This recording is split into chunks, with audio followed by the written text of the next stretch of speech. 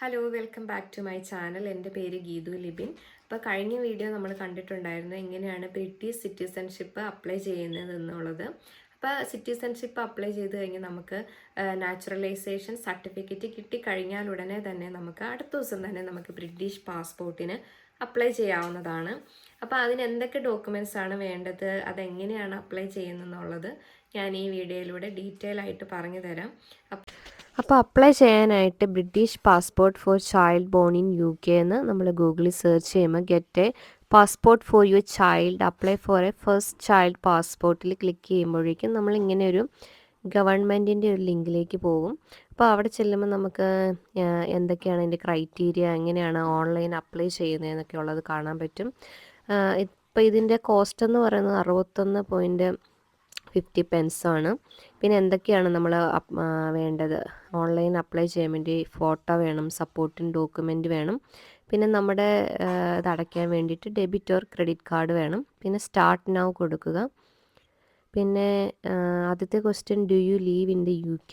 അപ്പോൾ നമ്മൾ എസ് കൊടുക്കുക, ജസ്റ്റ് കണ്ടിന്യൂ. പിന്നെ കുട്ടിയുടെ ഡേറ്റ് ഓഫ് ബർത്ത്.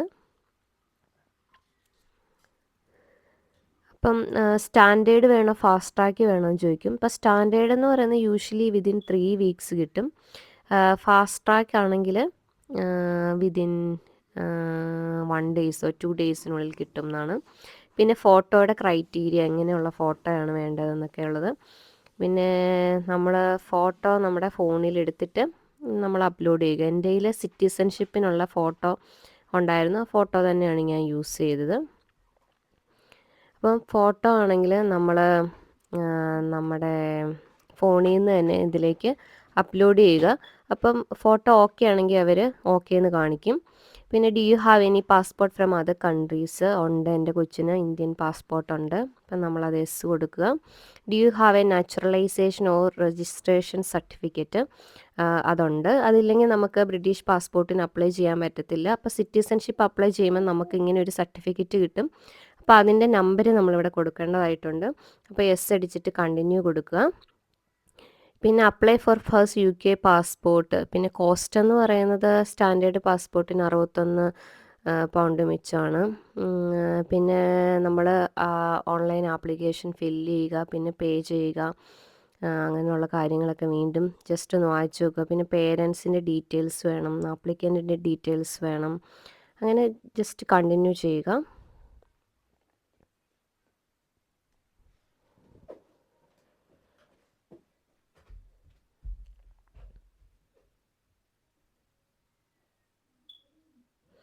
അപ്പം ന്യൂ പാസ്പോർട്ടിൻ്റെ ഡീറ്റെയിൽസ്, അപ്പം നമ്മുടെ പാസ്പോർട്ടിൽ എങ്ങനെയൊക്കെയാണ് വരേണ്ടത് അത് കറക്റ്റായിട്ട് നമ്മൾ അടിച്ചു കൊടുക്കാൻ ശ്രദ്ധിക്കണം. അപ്പോൾ first name, last name, is this name on your naturalisation സർട്ടിഫിക്കറ്റിൽ അതേ തന്നെ നെയിം ആയിരിക്കണം. പിന്നെ have you ever used any other names? നോയാണ്. ജെൻഡർ ഏതാണ് കൊടുക്കുക. Where you born in the UK? അത് എസ് ആണ്. ടൗൺ ഓഫ് ബർത്ത്, അതെവിടെയാണ് ജനിച്ചതെന്നുള്ള ടൗൺ കൊടുക്കുക. പിന്നെ naturalisation certificate number, date of issue അത് അടിച്ചു കൊടുക്കുക.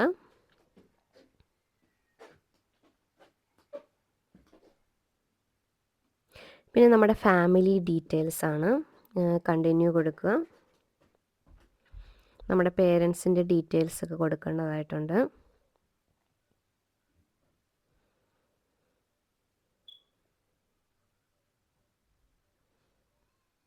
അപ്പം മദറിൻ്റെ അല്ലെങ്കിൽ പേരൻറ്റിൻ്റെ, മദർ ആൻഡ് ഫാദർ അങ്ങനെ പറഞ്ഞിട്ടാണ് ഡീറ്റെയിൽസ് ഒക്കെ കൊടുക്കുക.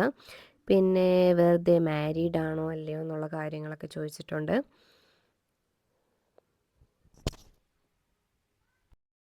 പിന്നെ പേരൻസിൻ്റെ nationality, do they have a UK passport? എനിക്ക് UK പാസ്പോർട്ട് ഇല്ല, ഇപ്പം നോ അടിക്കുക.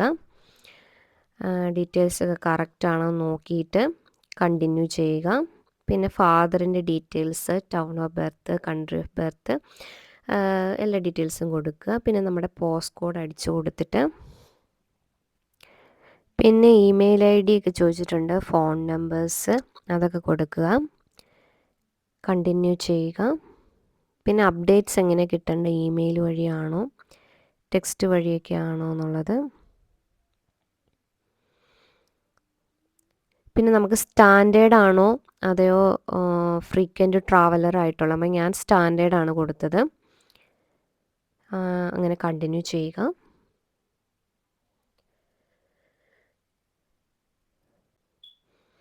ഇത് ഞാൻ നോയാണ് കൊടുത്തത്. What is your relationship to the applicant. അപ്പം ഞാൻ മദറിൻ്റെ ഡീറ്റെയിൽസ് ആദ്യം എൻറ്റർ ചെയ്തു.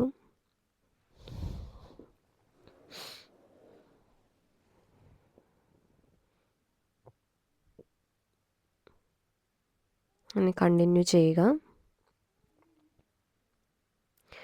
കണ്ടിന്യൂ ചെയ്ത് കഴിയുമ്പോൾ കൺഫേം യുവർ ഐഡൻറ്റിറ്റി എന്ന് പറയും. What you need to send. നമ്മൾ അവർക്ക് അയച്ചു കൊടുക്കേണ്ടത് നാച്ചുറലൈസേഷൻ സർട്ടിഫിക്കറ്റും നമ്മുടെ ഇപ്പോൾ കയ്യിലിരിക്കുന്ന പാസ്പോർട്ടും ആണ് അയച്ചു കൊടുത്തത് ഞാൻ.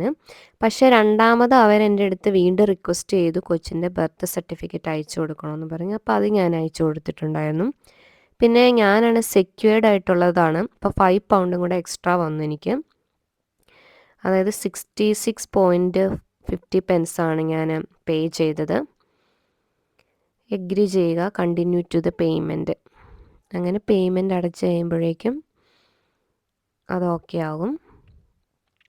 ഇനി നമുക്ക് how to confirm summons identity എന്നാണ്. അപ്പം നമ്മൾ സിറ്റിസൺഷിപ്പ് അപ്ലൈ ചെയ്തപ്പോൾ നമ്മൾ റെഫറി 2 പേരെ വെച്ചിട്ടുണ്ടായിരുന്നല്ലോ. അതേപോലെ നമുക്ക് ബ്രിട്ടീഷ് പാസ്പോർട്ടിനും ഒരു റെഫറീനെ വെക്കണം. അപ്പം കുറച്ച് ക്രൈറ്റീരിയ ഒക്കെ ഉണ്ട്, അത് വായിച്ച് നോക്കിയിട്ട്. ഇപ്പോൾ റെഫറി ബ്രിട്ടീഷ് സിറ്റിസൺ ആയിരിക്കണം, അതായത് ബ്രിട്ടീഷ് പാസ്പോർട്ടുള്ള ആളായിരിക്കണം. അവരുടെ പാസ്പോർട്ട് നമ്പറൊക്കെ ചോദിക്കുന്നുണ്ട്. അപ്പം ഞാൻ സിറ്റിസൺഷിപ്പിന് വെച്ച സെയിം പേഴ്സണെ തന്നെയാണ് ഈ ബ്രിട്ടീഷ് പാസ്പോർട്ടിന് വെച്ചത്. അപ്പോൾ അവർക്ക് മെയിൽ വരും, അവർ തിരിച്ച് മെയിൽ റിപ്ലൈ കൊടുക്കണം. അപ്പോൾ അത് ഭയങ്കര കെയർഫുൾ ആയിരിക്കണം. പിന്നെ നമ്മൾ ഈ ഡോക്യുമെൻറ്റ്സ് എല്ലാം അയച്ചു കൊടുക്കണമെന്ന് പറഞ്ഞില്ലേ, അതാണെങ്കിൽ നമുക്കൊരു മെയിൽ വരും, മെയിൽ അല്ല ടെക്സ്റ്റ് മെസ്സേജ് വരും. അപ്പം നമ്മളത് അതിലേക്ക് അയച്ചു കൊടുത്താൽ മതി. അപ്പോൾ താങ്ക് യു ഫോർ വാച്ചിങ്.